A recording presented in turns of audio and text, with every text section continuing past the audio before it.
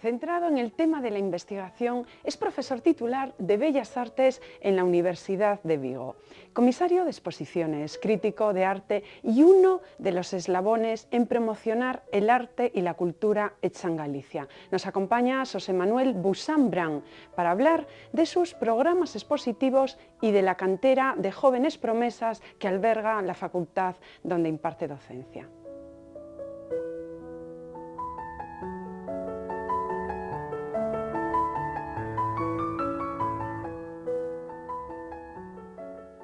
José Manuel, bienvenido a Espacio de Arte.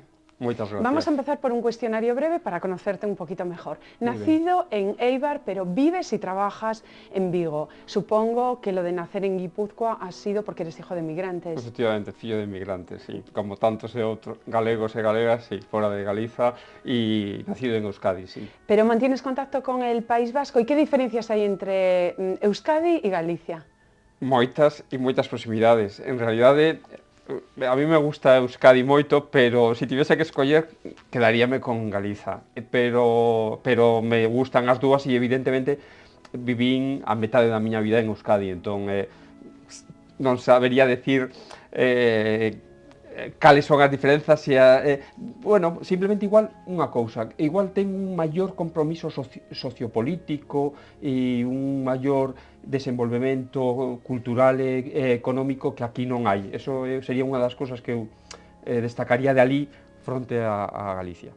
Y de tus variadas facetas como organizador de exposiciones, enseñas, o sea, profesor, escribes, haces crítica de arte, ¿con cuál estás más cómodo?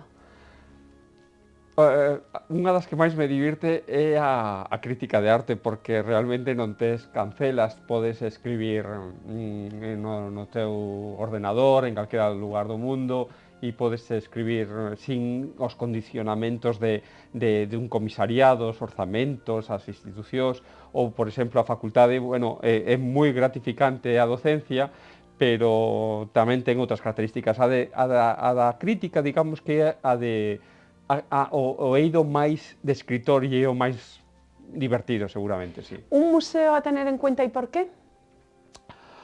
Un museo galego ou non, pode ser internacional, nacional? O Musac gustoume, en xeral, moitas cousas do Musac. E un país por conocer e outro donde te gustaría vivir? A min encántame Londres e viviría en Londres probablemente a metade do ano, sen dúbida ninguna, e me gustaría coñecer Xapón. Una película que non te importaría ver en máis de unha ocasión, o que hayas visto? Moi difícil, moitas. Casi cóstame pensalo. Despois, se me sae algunha... E te sale algún buen refrán que te haya servido en la vida? Non son refraneiro, non, a verdade que non funciono con refráns, non? Disculpa. Un legado moral que haya recibido de tus padres? Home, o traballo, o sacrificio, a prudencia, na súa forma de administrarse a vida e a economía me parece moi interesante. Con respecto a tanta burbulla como hai, o estilo de meus pais pareceme exemplar e é unha bo referente. Experto en el icono de San Sebastián, que es el santo de las pestes y de las epidemias. A día de hoy, con esta crisis, ¿a qué santo debemos de invocar o tenemos que convocar a muchos? Pois está moi ben a pregunta. Pois eu seguiría invocando a San Sebastián, que ademais eu estudei desde o eido non das pestes, esta é unha peste económica, efectivamente, social, terrorífica, e está ben lembrarse dele en ese eido que non se me ocurrira e que está moi ben visto por ti. Pero eu tamén o lembraría como gran icona homoerótica e como referencia de erotismo e da masculinidade, etcétera, que a min foi, evidentemente, como me prestou traballalo e como investiguei, sí. Bueno, ahora nos adentramos en tus proyectos expositivos, pero vamos a continuar con este icono. Has hecho una magnífica exposición aquí en el Auditorio de Galicia en el 2005 sobre arte gay y lesbiano. ¿Cómo lo ha recibido el público? Porque era una novedad en el panorama nacional. A verdade é que o que un menos coñece sempre das exposicións é justamente esta pregunta que ti fas. É a recepción do público, un coñece a recepción da crítica, coñece a recepción dos artistas e do mundo da profesión. O que sempre nos queda moi sen coñecer de primeira man e con profundidade, fora de pequenas anécdotas, é a recepción do público. Iso é a gran pregunta e a verdade, por ser honesto, te diría, non o sei como foi a recepción do público. O certo é que había propuestas de índole claro, fuerte. Certamente fortes e non eran, digamos, para todos os públicos. O que sí tivo unha excelente recepción na crítica estatal, en el ABC, en el Babelia, e tivo unha boa recepción na profesión dos que estudan as cuestións do xénero e a identidade. Pero o público é sempre a gran pregunta, independientemente de que houvese anécdotas de algunha señora escandalizada, etc. Pero o máis interesante sería saber sempre máis do público e é do que nos máis falta no mundo da arte. Acabas de realizar un proyecto expositivo en la sala de Ourense, Alterarte, que lleva por título 10 comisarios y 10 críticos. Bueno, ahora el último, de Rubén Santiago, sí, honoris Santiago, causa, con Natalia Poncela, y ahora Germán Gómez, que comisario. Bueno, pero ahora vamos a hablar por partes. Se cerró con un homenaje a la universidad y al rango más alto, el honoris causa. Y ahora continúa, pero ya de otra índole, porque ahora invitas a participar en este proyecto que tú diriges a profesores de la universidad. Háblanos de todo en general. Bueno, a sala Alterarte é unha sala moi pequerrechiña do campus de Ourense que ponse en pé hai algúns anos e na que me encomendan que a dirixa eu e que programe. Programo durante 3 anos exposicións individuais, a meirande parte delas de artistas moi novos, con un percorrido de carreira artística, digamos, casi iniciática. O compromiso da sala foi sempre apoiar os artistas e entón dese xeito houve sempre unha produción para eles e despois un cuidado material editorial ao final das exposicións. Durante 3 anos comisario eu unha manchea longa de artistas, algúns deles despois con longo percorrido, poñamos por caso, inaugura a sala Jorge Perianes e pasaron por ali moita xente, moitos artistas novos naquel momento. Despois de eso, Ignacio García Gómez del Valle, artista él e tamén con coñecementos de xestión cultural, toma o relevo e dirixe outros 3 anos a sala Alterarte, continuando o traballo feito por min e dándolle tamén as súas marcas persoais. De novo agora convócanme para que volva a dirixir a sala e entón eu creo que tocaba darlle un novo plantexamento e unha nova forma ao xeito de programar. E entón pensei en invitar a comisarios e comisarias e pensei que en este caso podía ser interesante traballar coa xente que escribe crítica de arte na prensa galega. E digo, eu escribo crítica de arte, por que non convocar os colegas da profesión que escriben en El Correo Gallego, en El País Galicia, en Faro de Vigo, etc. E entón convoco a 10 críticos de arte para que eles, a súa vez, escollan con absoluta liberdade os artistas cos que programar na sala Alterarte. A verdade é que durou 2 anos e os resultados foron tan óptimos que por eso agora decidimos, pois agora vamos a continuar invitando a novos comisarios. Mira si han sido óptimos, que aquí en ese proyecto se han sentado muchos artistas, véase Amar Vicente, bueno, un largo etcétera. Seila Pazos, sí. Ha estado, bueno, Andrea Costas, Santi Jiménez y mucha gente, ¿no? Y bueno, con la enorme repercusión que han tenido. Esto de hacer exposiciones dentro lo que es de las facultades es algo que ya te viene de atrás, de un proyecto que en su momento supuso un gran avance. Se llamaba Malas Artes porque reactivabas un espacio realmente sin uso casi. Sí. Isto é a sala dos peiraos que utilizaran nas fotobienais e que despois ficara así prácticamente tal como distís en uso. Sí, eu sempre digo que para ben e para mal a miña carreira curatorial está como moi marcada polo ámbito académico. Eu son profesor na Facultade de Belas Artes de Pontevedra, da Universidade de Vigo, e polas circunstancias se me pediu en diferentes momentos que como tal profesor actuase tamén como comisario das novas xeracións que estaban saindo e surdindo da facultade. Entón, bueno, o meu perfil profesional no lado ese é casi sempre orientado ao ámbito académico curatorial. En este caso foi o Concello de Vigo o que dime que pense en programar a novos artistas surdidos da facultade, que sexan moi novos, etc. E entón pensei, a mí sempre as exposicións temáticas resultaronme sempre de enorme interese. E entón pensei, pois vou facer unha exposición sobre xénero, outra sobre deseño, outra sobre a palabra na arte, outra sobre a arquitectura na arte. E entón conformei un programa durante, creo que ano e medio, 2 anos, no que as exposicións eran con mozos e mozas surdidos da facultade e nos que a súa obra estaba en relación con esos temas. Y que fuese una reflexión más que una mera exposición de cuadros o de esculturas, sí.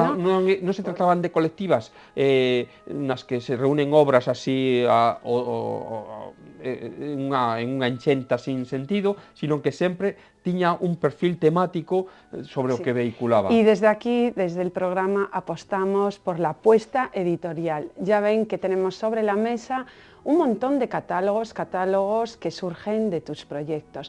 Qué importante es la edición y qué poco resultado está teniendo, porque no hay dinero para ello. Tal cual, sí. Eu sempre digo que casi me gusta máis a labor de editor que a de comisario. A min teño unha cultura libresca na que amo profundamente os libros, gostanme enormemente, e sempre os proxectos de comisariado que tiven, os proxectos curatoriais, sempre están vencellados a un produto editorial, sempre. Non podo concebir non facer un volume, un libro. Claro, porque es que de hecho detrás de cada proyecto tiene que haber una idea y tienen que dejar a uno saber expresarla, saber argumentar.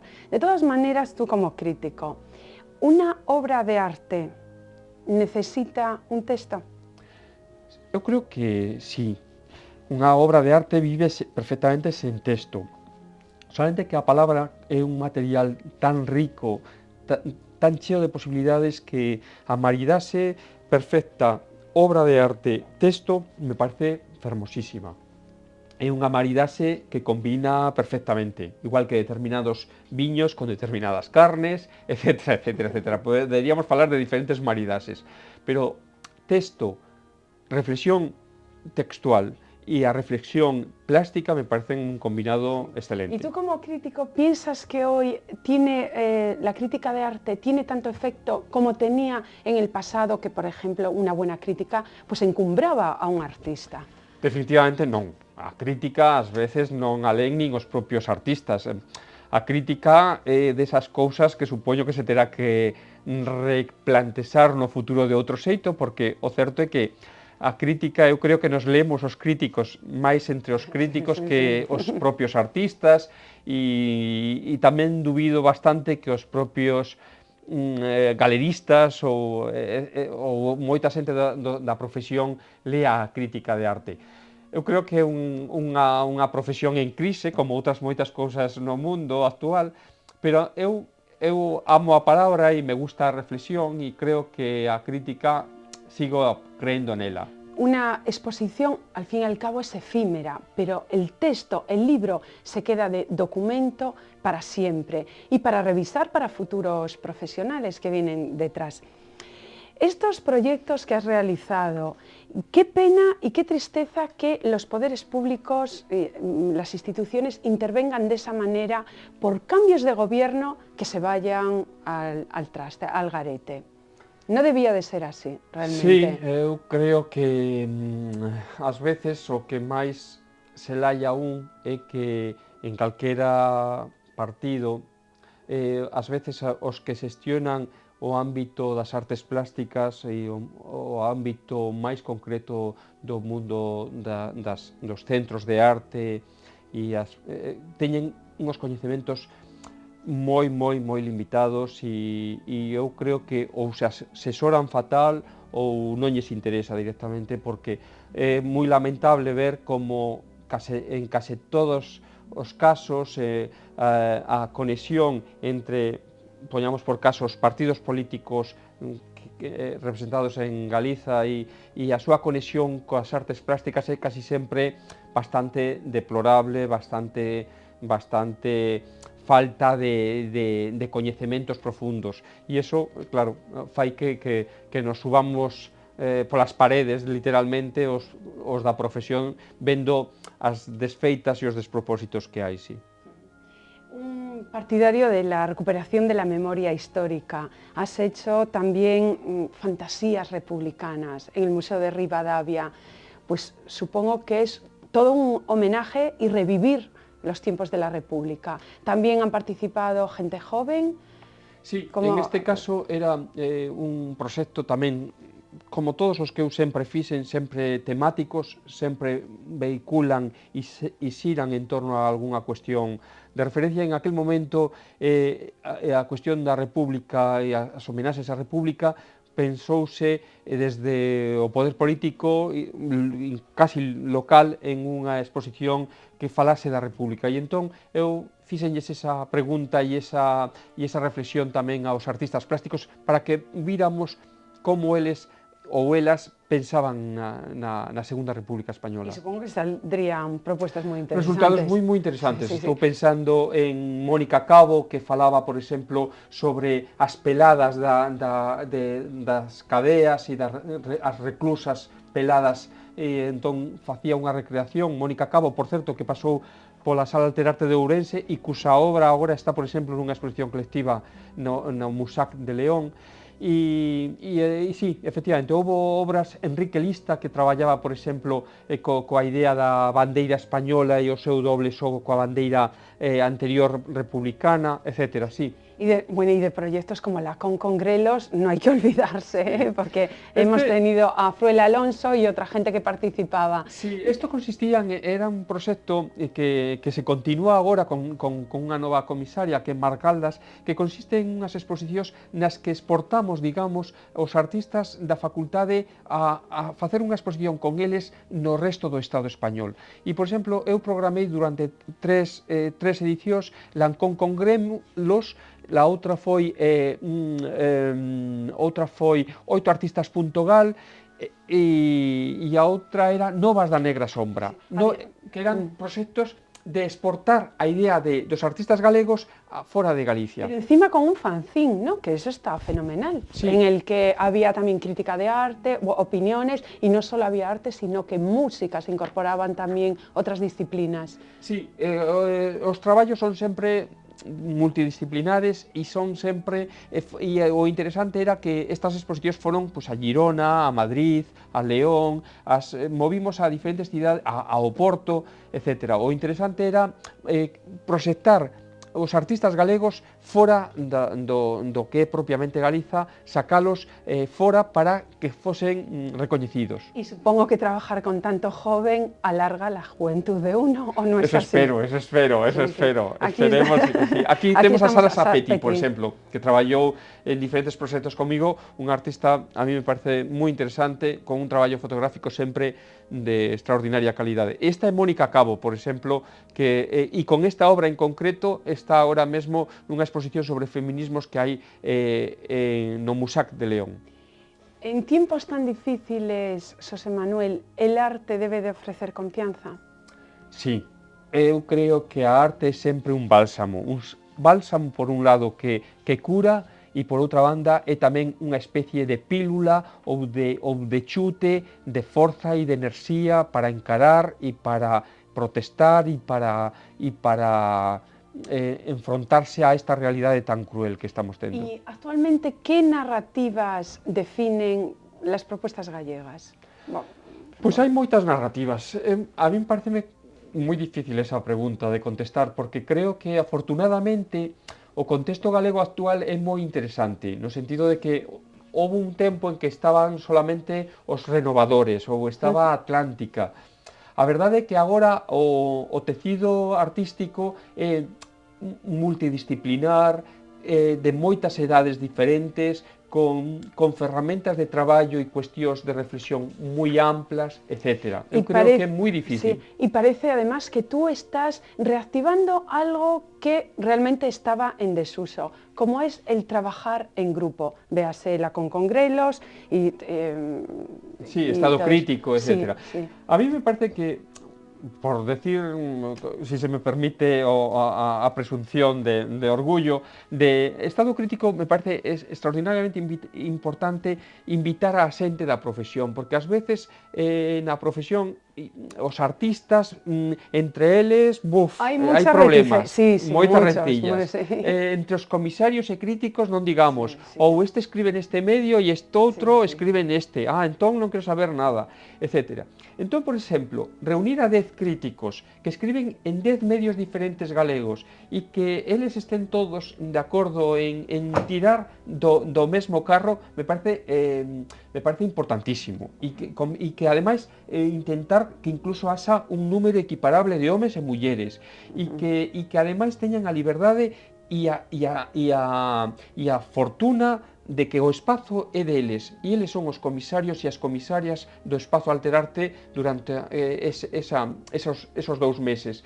E a mí me parece moi importante concitar acordos, xente e grupos que se cohesionen, non só nos artistas, sino tamén no mundo dos outros asentes da profesión, como son un asente tan importante como é o dos críticos e os das comisarias. Y bueno, para ti, qué enriquecimiento que muchos artistas que realmente los has proyectado tú desde la facultad. Eres el primer paso, hoy han hecho importantes exposiciones, pues qué lujo, que han realmente nacido contigo, ¿no? Sí, a verdade é que sí, é unha cuestión que é moi placenteira cando ves que certa xente proxectouse, incluso aínda que se esquezan de que resulta que Xosé Buxán invitárame a facer a primeira individual nun espazo tal, posiblemente igual chegan a unhas cotas de prestigio que igual se esquecen daquelas primeiras exposicións. Pero ahora estamos viendo Honoris Causa. Este ha sido el último proyecto de Natalia Poncela. Natalia Poncela, sí. Y bueno, toda una reflexión sobre el ámbito universitario. ¿Piensas que la gente de Orense realmente va a llegar un proyecto tan conceptual? ¿Les va a llegar? Volvemos ao do público, a cuestión do público que é unha cuestión que estás tratando ti que é moi interesante e que xenera moitísimas dúbidas e moitos problemas. Efectivamente, a cuestión do público é sempre moi peliaguda. Eu creo que o problema que ten, por exemplo, a ensinanza e a educación en España con respecto á educación en Alemania ou Francia, por ter 2 referentes potentes europeos, é que ali teñen maiores coñecementos de arte contemporánea desde a máis tenra infancia. No ha habido la interrupción que hemos tenido nosotros aquí en España. ¿Qué destacarías de tu faceta docente? A faceta docente, pois o máis interesante é sempre o alumnado. O alumnado é moitísimo máis... aprendo máis do alumnado do que eu probablemente lles podo ofrecer. A mí me parece que o máis interesante da docencia é o que ti dixelles tamén antes, que é a conexión co alumno, coa alumna, a riqueza de miras, a amplitude de pensamento, de posibilidades creativas que teñen. A mí me parece que o estudante, a persoa nova de 18, 19 anos, 20 anos, é un momento maravilloso da súa existencia. E creo que case calquera profesor ou profesora síntese moi satisfeito e moi orgulloso de todo o que recibe da forza do estudante. Claro que sí. Ya para terminar, nos queda muy poquito tiempo. Experto en la obra de San Sebastián, has hecho tu tesis doctoral y atesoras una gran colección en tu casa. Háblanos de ese San Sebastián de la historia del arte que te encantaría que luciese enfrente de tu sofá. Esto sí que non sabía que me ibas a preguntar. Sí, efectivamente, teño unha colección que é curioso que traballo en arte contemporánea, en cambio eu teño unha colección de gravuras antigas que vou comprando polo mundo pois en Londres ou en Bélxica ou en calquera sitio. E a verdade é que sí, me encantan as gravuras antigas de San Pero Sebastián. hay más, perdona, Sí. hay muchos más grabados, por ejemplo, que piezas escultóricas. Sí, claro, O porque pensa ti que a gravura é sempre é como a parte de popularización da arte, entón, e tamén é moito máis barata con respecto a unha escultura ou un lenzo, sempre, lóxicamente, a gravura era unha forma de democratizar e universalizar unha obra de Rubens, poño por caso. Entón, a gravura agora ten bastante valor, pero era, digamos, o estadio máis sinseliño das grandes artes. E que obra me gustaría ter? Pois mira, me gustaría ter, por exemplo, unha San Sebastiana de Luis Bourgeois. Eso, por exemplo, hai unha San Sebastiana de Luis Bourgeois que é fantástica e que me gusta moito, e ademais porque é unha peza escultórica, tecida, e é dunha muller e dun artista que me encanta, que é Luis Bourgeois. Pero os grabados antigos que teño, sí, me gustan moito e crematísticamente non é unha colección cara, digamos, e é unha colección que ten un punto aí de gusto por un tema ao que dediquei efectivamente a miña tese. Bueno, del que haremos un programa que nos lo ha prometido Busan. Encantado. Muchísimas gracias por haber estado con nosotros. Muchísimas gracias a ti, muy amable. El arte como interrogación permanente, como placer, contestación, pero sobre todo libertad. Hoy hemos tenido a José Manuel Busan, que entiende una exposición como un dispositivo de pensamiento y tiene una buena plataforma salida de la Facultad de Bellas Artes y un proyecto expositivo, la Sala Alterarte de Ourense. Déjense caer para ahí y reflexionen porque sus propuestas son para ello. Nos vemos, continuamos la próxima semana hablando como siempre de arte.